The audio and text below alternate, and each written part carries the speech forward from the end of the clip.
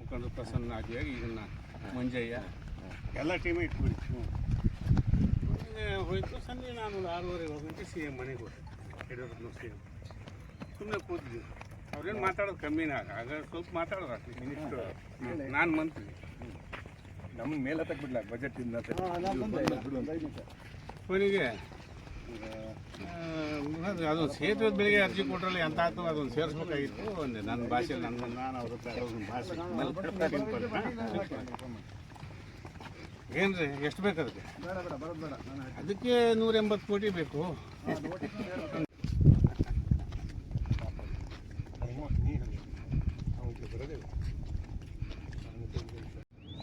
ಮಾಜಿ ಸಚಿವರು ಹಾಗೆಯೇ ಕರ್ನಾಟಕದ ಬಿಜೆಪಿಯ ಉಪಾಧ್ಯಕ್ಷರಾದಂಥ ಶ್ರೀಯುತ ಹರ್ತಾಳ್ ಹಾಲಪ್ಪನವರು ಅಂಬರಗೋಡ್ಲು ಕಳಸವಳ್ಳಿ ಸೇತುವೆಯ ಮೇಲೆ ಇವತ್ತಿದ್ದಾರೆ. ಈ ಸೇತುವೆ ಇನ್ನು ಕೆಲವೇ ದಿವಸಗಳಲ್ಲಿ ಉದ್ಘಾಟನೆ ಆಗ್ತಾ ಇದೆ. ಸರ್, ಈ ಸೇತುವೆಗೆ ಭಾಳ ಹೋರಾಟವನ್ನು ನೀವು ಮಾಡಿದವರು. ಒಂದು ಸಾರಿ ಒಪ್ಪಿಗೆ ಕೊಡಲಿಲ್ಲ ಅಂತ ಬೆಂಗಳೂರಿನ ಒಂದು ಆಫೀಸ್ ಭಾಗದಲ್ಲಿ ಧರಣಿ ಕೂತ್ರಿ. ಈ ಎಲ್ಲದರ ಪ್ರತಿಫಲವಾಗಿ ಇವತ್ತು ಈ ಸೇತುವೆ ಉದ್ಘಾಟನೆ ಹಂತಕ್ಕೆ ಬರ್ತಾ ಇದೆ. ಈ ಕ್ಷಣದಲ್ಲಿ ಏನು ಅನಿಸ್ತಾ ಇದೆ? ತುಂಬ ಸಂತೋಷ ಅನ್ನಿಸ್ತಾ ಇದೆ. 2018 ಫೆಬ್ರವರಿ 16-17ನೇ ತಾರೀಕು ಇದ್ರ ಉದ್ದಿಲಿ ಪೂಜೆ ಆಯಿತು. ಆದಮೇಲೆ ದುಡ್ಡು ಸ್ಯಾಂಕ್ಷನ್ ಆಯಿತು. ಆದಮೇಲೆ ಒಂದಿಷ್ಟು ಟೆಕ್ನಿಕಲ್ ಪಾಯಿಂಟ್ ಬಂದು ರಾಜ್ಯ ಸರ್ಕಾರ ನಮ್ಮದು ಬರದೇ ಹೋಯಿತು. ಆಗ ಇಲ್ಲಿ ರಾಜ್ಯ ಸರ್ಕಾರ ಕಾಂಗ್ರೆಸ್ ಸಮ್ಮಿಶ್ರ ಸರ್ಕಾರ ಇತ್ತು. ಆಗ ರೇವಣ್ಣವರು ಈ ಹಣವನ್ನು ಸ್ವಲ್ಪ ಡೈವರ್ಟ್ ಮಾಡೋ ಪ್ರಯತ್ನ ನಡೀತು. ಆಗ ಯಡಿಯೂರಪ್ಪನವ್ರನ್ನ ಬೆಂಗಳೂರಿಗೆ ನಾನು ಜ್ಞಾನೇಂದ್ರ ಕರ್ಕೊಂಡು ಹೋಗಿದ್ವಿ. ಜ್ಞಾನೇಂದ್ರ ಬಂದಿದ್ದರು, ಇನ್ನೂ ನನ್ನ ಹತ್ರ ಇದೆ. ಆ ಕ್ಷಣದಲ್ಲಿ ಅವತ್ತು ಟೈಮ್ ಆಗಿಬಿಟ್ಟಿದೆ. ಅವತ್ತು ಆಗದೆ ಹೋದರೆ ಈ ಸೇತುವೆ ಇನ್ನು 25 ವರ್ಷ ಮುಂದೆ ಹೋಗ್ತದೆ. ಅಂಥ ಸಂದರ್ಭದಲ್ಲಿ ಯಡಿಯೂರಪ್ಪನವ್ರು ಕಾದು ನಿಂತ್ಕೊಂಡು ಅದು ಫೋಟೋ ತೋರಿಸ್ತೀನಿ, ನೀವು ನಿಂತ್ಕೊಂಡು ಹೇಳ್ತಾರೆ. ನನಗೆ ಅವ್ರಿಗೆ ಟೈಮ್ ಆಗಿಬಿಟ್ಟಿದೆ, ಬೆಂಗಳೂರಿಗೆ ಬರಲೇಬೇಕಾಗುತ್ತು. ಕೋರ್ ಕಮಿಟಿ ಮೀಟಿಂಗ್ ಇತ್ತು. ಗಡ್ಕರಿ ಬಂದರು, ಓಡಿ ಬಂದರು.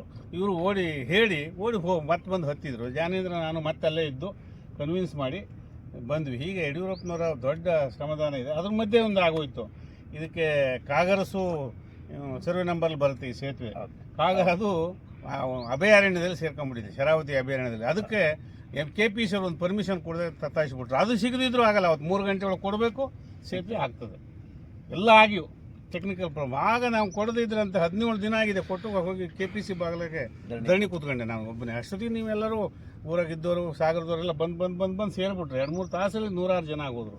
ಹೀಗೆ ನಮ್ಮದು ಒಂದು ಪ್ರಯತ್ನ ಇದೆ. ಯಾಕೆಂದರೆ ನನ್ನ ಬಂಧು ಬಾಂಧವರೇ ಇದರಲ್ಲಿ ಸತ್ತೋಗಿದ್ದಾರೆ. 22 ಜನ ದಿಬ್ಬಣ, ಮಾಗಳೆಯರು, ಬಾಣುಕೊಪ್ಪದವರು ಮತ್ತು ಹಳ್ಳಿ ಬೈಲವರು ಅಂತೇಳಿ ನಮ್ಮ ಹತ್ತಿರ ಸಂಬಂಧಿಕರು 3 ಜನ, 6 ಜನ ಹತ್ತಿರ ಸಂಬಂಧಿಕರು ಸತ್ತೋಗ್ಯಾರ. ನಮ್ಮ ಚಿಕ್ಕಮ್ಮ ತಾಯಿ ಮಗ ಇಬ್ಬರು ಹೋಗಿದ್ದವ್ರು ಇದ್ದಾರೆ. ನಾವಿನ್ನು ಸಣ್ಣ ಹುಡುಗರು.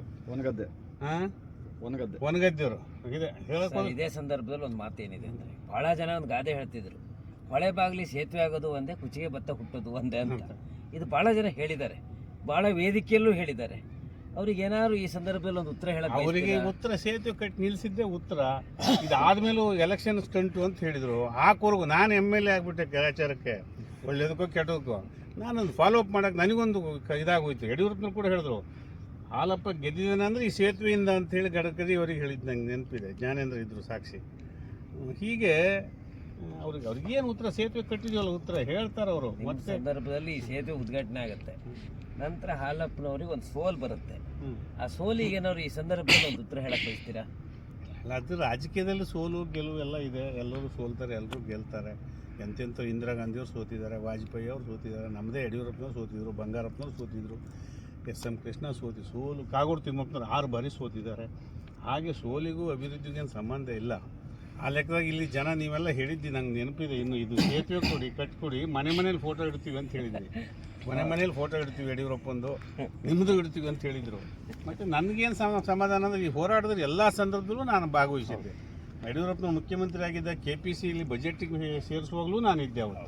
ಅವತ್ತೇ ಸಂಜೆ ಹೋಗಿ ಕನ್ವಿನ್ಸ್ ಮಾಡಿದ್ದೆ ಯಡಿಯೂರಪ್ಪನವ್ರಿಗೆ. ಸರ್, ಇದ್ರ ಅಗತ್ಯ ಎಷ್ಟಿದೆ ಅಂತ. ದುಡ್ಡಿನ ಪ್ರಶ್ನೆ ಅಲ್ಲ, ಇದ್ರ ಅಗತ್ಯ ಹೇಗಿದೆ. ಹುಟ್ಟಬೇಕಾದ ಮಗು ಸತ್ತೋಗಿದೆ, ಹಡಿಬೇಕಾದ ಬಾಣಂತಿ ಸತ್ತೋಗಿದ್ದಾರೆ, ಬದುಕಿ ಬಾಳ್ಬೇಕಾದವರು ಕಾಯಿಲೆ. ರಾಘವೇಂದ್ರ ಅವ್ರು ಬಂದರು. ಅವರು ಹೆಚ್ಚಿನ ಕಾಳಜಿಯನ್ನು ವಹಿಸಿದರು ಕಾಲಕ್ಕೆ. ಹಾಗಾಗಿ ಒಳ್ಳೆಯ ಕಾಂಟ್ರಾಕ್ಟರ್ ಸಿಕ್ಕಿದ್ರು.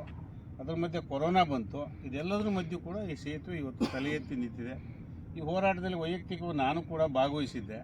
ಮತ್ತು ನಾನು ಇದನ್ನ ಯಡಿಯೂರಪ್ಪನವರಿಗೆ ಒಂದು ಕನ್ವಿನ್ಸ್ ಮಾಡಿದ್ದೆ. ಒಂದು ಸಂದರ್ಭದಲ್ಲಿ ಮುಖ್ಯಮಂತ್ರಿ ಆಗಿದ್ದಾಗ, ನಾನು ಅವರ ಸಂಪುಟದಲ್ಲಿ ಮಂತ್ರಿ ಆಗಿದ್ದಾಗ ಖಾಸಗಿಯಾಗಿ ಮಾತಾಡುವಾಗ ಇದ್ರ ಅಗತ್ಯ ಎಷ್ಟಿದೆ ಅಂತ ನಾನೊಂದು ಸರಿ ಮಂದಟ್ಟು ಮಾಡಿದ್ದೆ. ಅದೇನು ಮಾತಾಡಲಿಲ್ಲ ಅವತ್ತು ಅವರು. ಯಾಕೆಂದ್ರೆ ನಮ್ಮ ಸಂಬಂಧಿಕರೇ ಇದರಲ್ಲಿ 22 ಜನ ದೋಣಿಲಿ ಹೊಳೆಯಲ್ಲಿ ತೇಲ್ ಹೋಗಿದ್ರು, ಮದುಮಕ್ಕಳೇ ತೇಲ್ ಹೋಗಿದ್ರು ಅಂತ ಹೇಳಿದ್ದೆ ನಾನು. ಅವ್ರಿಗೂ ಹೇಳಿದ್ದೆ, ಮತ್ತು ಹುಟ್ಟಬೇಕಾದ ಮಕ್ಕಳು ಸತ್ತೋಗ್ಯಾರೆ, ಹಡಿಬೇಕಾದ ಬಾಣಂತಿಯರು ಸತ್ತೋಗ್ಯಾರೆ ಅಂತೇಳಿ ಒಂದಿನ ಲೋಕಾಭಿರಾಮವಾಗಿ ಮಾತಾಡಿದ್ದೆ. ಹಾಗೆ ಅವ್ರಿಗೆ ಮನಸ್ಸಿಗೆ ನಾಟು ಹಾಗೆ ನಾನು ಒಂದು ಮಾತಾಡಿದ್ದೆ. ಈ ಭಾಗದ ಜನರು ಕೂಡ ಅವ್ರ ಹಿರಿಯ ಸ್ನೇಹಿತರು ಕಲಸೊಳ್ಳಿ ಪರಮೇಶ್ವರ ಆದಿಯಾಗಿ ಈಗಿನ ಈ ಪೀಳಿಗೆ ಚದರೊಳ್ಳಿ ಪರಮೇಶ್ವರ ಆದಿಯಾಗಿ ಎಲ್ಲರೂ ಹೇಳಿದರು. ಅದು ಮನಸ್ಸಿನಲ್ಲಿ ಇಟ್ಕೊಂಡು ಅವರು MP ಲೋಕಸಭಾ ಸದಸ್ಯರಾಗಿದ್ದಂಥ ಸಂದರ್ಭದಲ್ಲಿ ಕಾರ್ಯಗತ ಮಾಡಿದ್ದಾರೆ. ಇವತ್ತು ಸೇತುವೆ ಏನು ಲೋಕಾರ್ಪಣೆ ಆಗೋ ಕಾಲ ಬಂದಿದೆ.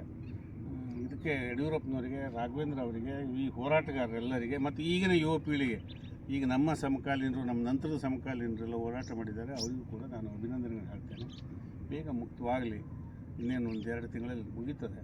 ಇದು ಅತ್ಯಂತ ಸಂತೋಷದಾಯಕ ವಿಷಯ. ಈ ಭಾಗದ ಜನರಿಗೆ ದ್ವೀಪ ಅನ್ನೋರು, ಇನ್ನು ದ್ವೀಪ ಅಲ್ಲ ಇದೀಗ ಏನು ಋಣಮುಕ್ತವಾಗಿ ಸ್ವರ್ಣ ದ್ವೀಪ ಆಗ್ತಾ ಇದೆ.